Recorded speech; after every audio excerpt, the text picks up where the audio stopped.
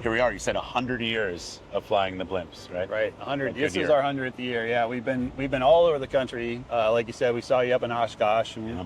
we've been up and down the country, coast to coast, visiting a lot of places we haven't been to in a long time, and some places we've never been to before. Just trying to spread word and get our name out there and get the blimps out there and celebrate our 100 years. I volunteer with the Friends of Albert Whitted Airport, Right.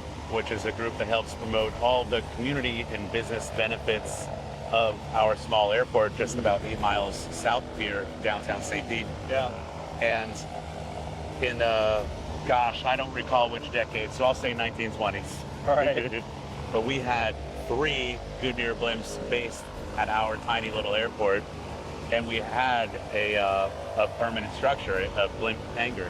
I think the blimp hangar was only for 1 blimp, but there were 3 blimps that would give rise, all Goodyear blimps. And our documentary that came out, well, the premiere just a couple weeks ago, Our City, Our Airport, has a significant amount of history on the airport. We actually have original footage and photos and advertisements from the Goodyear blimp campaign at our home airport. And that was something I didn't know. Yeah. I knew there had been a blimp hangar, but I didn't know it was a Goodyear blimp. I didn't know there were 3 of them. I didn't know you could just buy rides and hop on and go Right. around St. Petersburg.